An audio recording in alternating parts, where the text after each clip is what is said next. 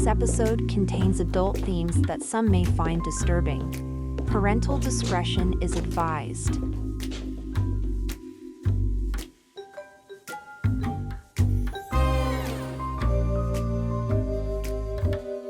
Hello everyone, and welcome back to RedRum Files, a podcast about true crime and murder. On this episode, we will be talking about the Clark Perry Baldwin case. I'm your host Jennifer, and this is episode 2 of the RedRum Files.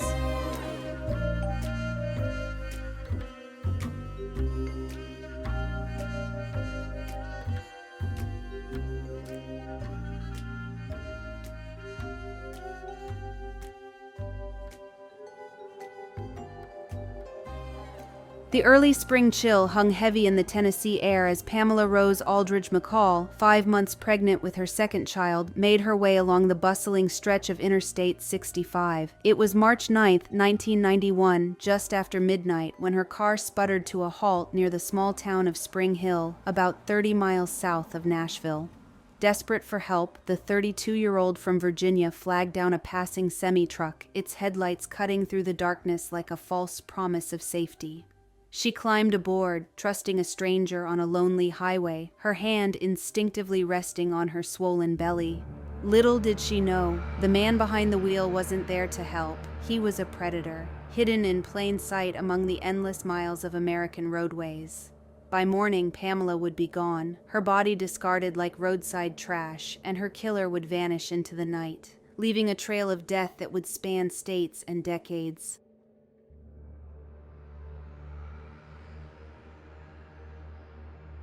Clark Perry Baldwin was born on August 22, 1961, in the quiet farming town of Charles City, Iowa, to Lawrence and Betty Baldwin, parents who, by all accounts, showered him with love and stability. The family relocated to Nashua, Iowa in the early 1970s, where young Clark blended into small-town life, graduating from Nashua Plainfield Junior-Senior High School in 1979. On the surface, he seemed unremarkable, a high school kid who liked cars and hunting, the kind of guy you'd nod to at the local diner. But beneath that facade, something darker simmered.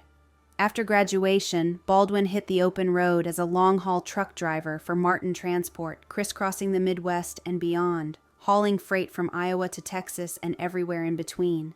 The job gave him freedom, isolation, and access. Endless highways dotted with rest stops, truck depots, and vulnerable travelers. He married in the mid-1980s, fathered a daughter in 1988, though he wouldn't acknowledge her until a paternity test decades later, and bounced between homes in Nashua, Waterloo, Iowa, and even Springfield, Missouri.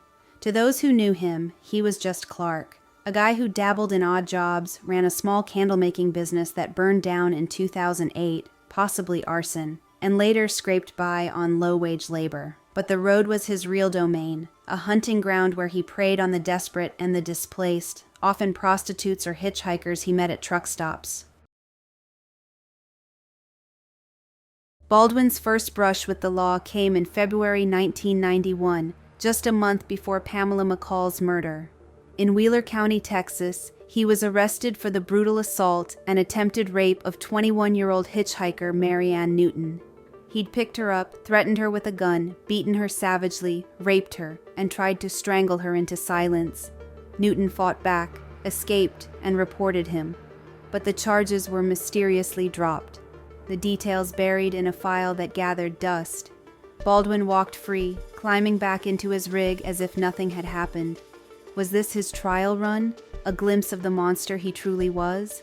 Or had he already crossed that line, emboldened by the vast anonymity of the interstate?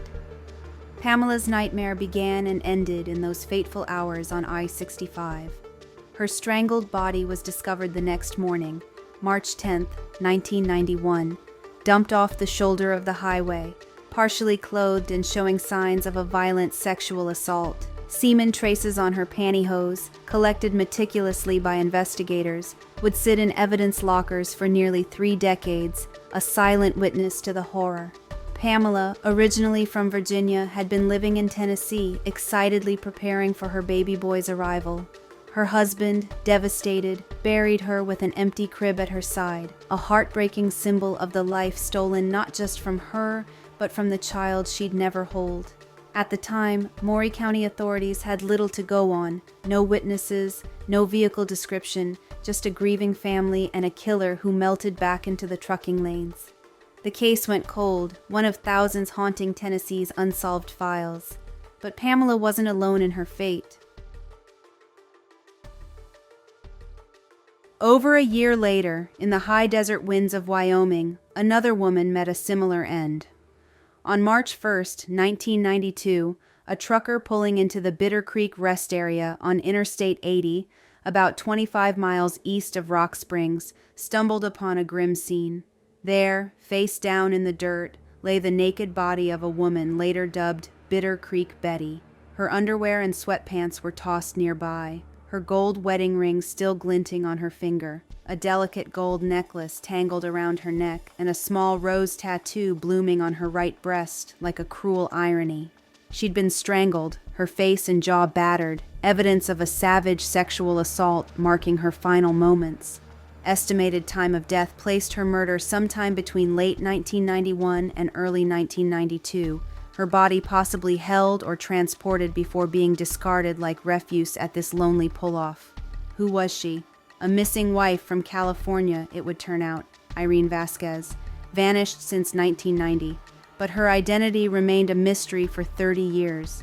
Wyoming investigators canvassed truckers and locals, but the interstate's transient shadows offered no leads. Was Bitter Creek Betty just another tragic statistic, or the work of a roving predator who struck and vanished? The pattern repeated mere weeks later, this time along the northern spine of I-90. In April 1992, hunters scouting game near the Wyoming-Montana border, just 5 miles south of the state line, found her. A young woman, fully clothed except for her missing socks and shoes, her body hidden in the brush off the highway. She was 3 months pregnant, her life snuffed out by strangulation, the same merciless method. Dubbed Sheridan County Jane Doe, she carried no ID, no clues to her past, just the quiet tragedy of a life interrupted. Sweetwater County authorities linked her death to Bitter Creek Betty through similar circumstances, but without DNA tech at the time, the connection was circumstantial at best. These women, both unidentified, both dumped along major trucking routes, screamed of a serial offender. Yet, with no name for the killer, the cases languished, their files yellowing in Wyoming's cold case archives. How many more had this highway hunter claimed before or after? And why did he leave them like broken dolls, echoes of his rage scattered across the map? For nearly 2 decades, these murders, Pamela in Tennessee, the 2 Janes in Wyoming, existed in isolation, unsolved puzzles in separate states. Families mourned in silence, wondering if justice would ever come. Then, in 2012, a breakthrough. DNA from semen samples at the Wyoming scenes matched, confirming a single perpetrator. By April 2019, that profile linked to Pamela McCall's evidence, tying the crimes across 800 miles of asphalt. Investigators turned to genetic genealogy, uploading profiles to public databases. Relatives popped up, Baldwin's own family tree narrowing the search to this unassuming Iowan.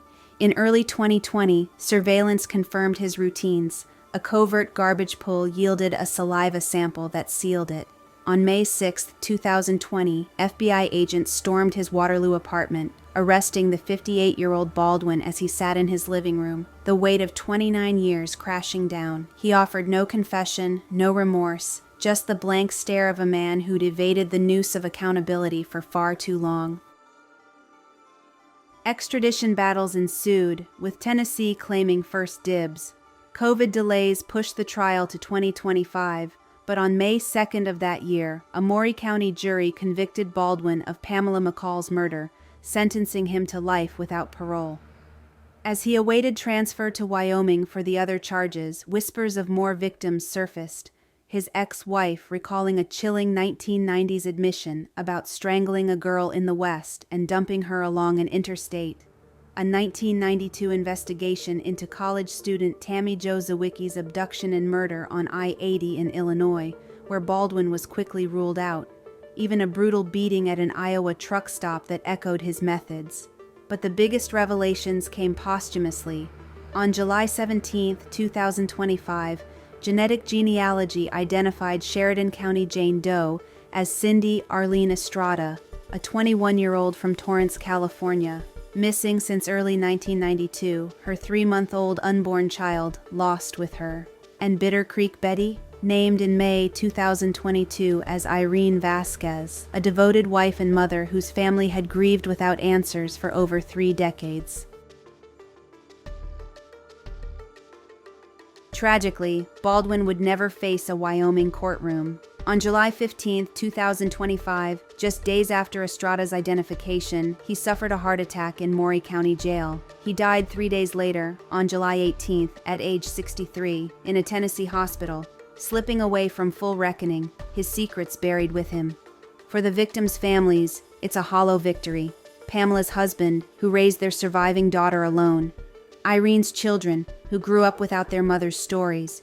Cindy's loved ones, piecing together a life cut short. These women weren't just statistics, they were daughters, wives, mothers-to-be, their dreams shattered by a man who weaponized the very roads meant to connect us. How many more graves does Baldwin's shadow cover? And in a world of endless highways, how many monsters still lurk unseen? Clark Perry Baldwin may be gone, but the echoes of his crimes demand we remember vigilance on the interstates, justice for the forgotten, and closure for those who wait. If you have information on unsolved cases potentially linked to Baldwin or similar highway abductions from the early 1990s, contact the Wyoming Division of Criminal Investigation at 307-777-7181 or the Tennessee Bureau of Investigation at 61574444000. This was episode 2 of RedRum Files, the Clark Perry Baldwin case. We want to thank you for spending your time with us and being a part of RedRum Files. We appreciate you all being here. Next time on the show, we will be talking about the unsolved mysteries of the Highway of Tears, so make sure to tune in. RedRum Files is written and produced by Jennifer and Travis. Make sure you follow us on social media and consider leaving a review. It really helps the show. Until next time.